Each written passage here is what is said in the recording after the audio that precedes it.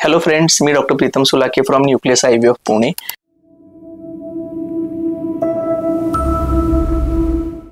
आज आपण डिस्कस करूया एक फॅलोपियन ट्यूब्सच्या ब्लॉकेजेस नंतर ज्या काही सर्जरीज केल्या जातात तर त्या सर्जरीज नंतर नॅचरली प्रेग्नन्सी राहू शकते का।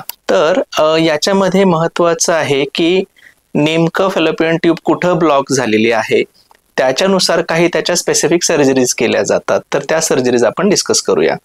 पहिलं आहे, जर समजा फॅलोपियन ट्यूब कॉर्नोल एंडला म्हणजे युट्रसच्या साईडला जे फॅलोपियन ट्यूबचं एंड असतं तिथं जर ब्लॉक असेल तर त्या केसेसमध्ये आपण हिस्ट्रोस्कोपिकली म्हणजे गर्भाशयाच्या आतमध्ये जाऊन कॅन्युलेशन करून एक छोटी ट्यूब आपण त्या कॉर्नोल एंड मधून पास केली जाते आणि त्याच्यानंतर आपण डाय इंजेक्ट करून पाहतो की ती ट्यूब ओपन झाली आहे का। दुसरं असतं की काही केसेसमध्ये ट्यूब्स ह्या डेलिबरेटली कट केलेल्या असतात, जसं की ट्यूबेक्टॉमी आहे किंवा ज्याला आपण मूलबंदीचं ऑपरेशन्स म्हणतो। तर अशा केसेसमध्ये ट्यूब्स ह्या दोन्ही एंड्स फ्रेशन अप केल्या जातात आणि त्या दोघींचे एंड एकमेकांना जोडून ते सुचर केले जातात आणि हे सुचर केल्यानंतर त्यांना आपण नॅचरली हील होण्यासाठी वेळ देतो आणि याच्यानंतर आपण परत चेक करतो की ट्यूब्स ओपन झालेल्या आहेत का। आणि ट्यूब्स जर ओपन झालेल्या असतील तर त्या केसेसमध्ये आपण नॅचरल प्रेग्नन्सीसाठी प्रयत्न करू शकतो। तिसरा कॉम्पोनंट आहे ट्यूब्सचे जे फिम्ब्रियल एंड्स असतात ते जर ॲग्लुटिनेटेड असतील किंवा त्याच्यामध्ये खूप सारं एकमेकांना चिटकून बसलेल्या गोष्टी असतील तर रिसर्च पर्पजमध्ये जरा 3 गोष्टी आपण करू शकतो, ज्याच्यामध्ये ज्याला आपण न्यू ऑस्टिओटॉमी म्हणतो किंवा न्यू ओपनिंग तयार करणं ट्यूबल एंडला किंवा फिम्ब्रियल एंडला रिलीज करणं ज्याला आपण फिम्ब्रिओप्लास्टी म्हणतो।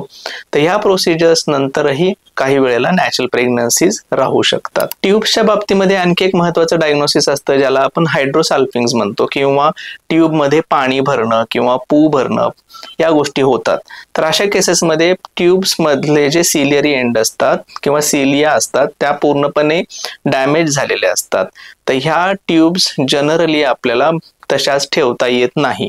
तर ह्या काही केसेसमध्ये आपल्याला जर मेडिसिन्सने जर ह्या ट्रीट नाही झाल्या तर त्यांना आपल्याला डिलिंकिंग प्रोसिजर्स करायला लागतात। कधी कधी ट्यूब्स ह्या गर्भाशयापासून वेगळ्या करून टाकल्या जातात, परंतु या केसेसमध्ये नॅचरल प्रेग्नन्सी राहत नाही, तर या केसेसमध्ये आपल्याला IVF शिवाय पर्याय उरत नाही। एक अत्यंत महत्त्वाची गोष्ट मला इथं डिस्कस करावीशी वाटते, ज्या केसेसमध्ये कुठल्याही ट्यूबल सर्जरीज केलेल्या असतात, ब्लॉक्ड फॅलोपियन ट्यूब सर्जरीज या टायटल खाली, तर त्यांना आपल्याला सर्वांना क्लोज मॉनिटरिंग करायला लागतं जर प्रेग्नन्सी टेस्ट पॉझिटिव्ह आली तर। याचं कारण असं आहे कारण या केसेसमध्ये एक्टॉपिक प्रेग्नन्सी म्हणजे ट्यूबमध्ये प्रेग्नन्सी राहण्याचं प्रमाण हे जास्त असतं कंपेअर टू नॉर्मल पॉप्युलेशन। त्यामुळे प्रेग्नन्सी टेस्ट पॉझिटिव्ह आली की इमिडिएटली सोनोग्राफी करून प्रेग्नन्सी कुठं लोकेट झालेली आहे हे पाहणं अत्यंत महत्त्वाचं असतं। तर हे आज आपण बघितलं की ट्यूब्सला कुठल्या कुठल्या सर्जरी करता येतात आणि त्याचे काय कॉम्प्लिकेशन्स असू शकतात। तर या संदर्भात कुठलेही प्रश्न असतील तर आम्हाला आमच्या कमेंट बॉक्समध्ये नक्की विचारा, आमची टीम त्याला उत्तर देण्यासाठी नक्की प्रयत्न करेल।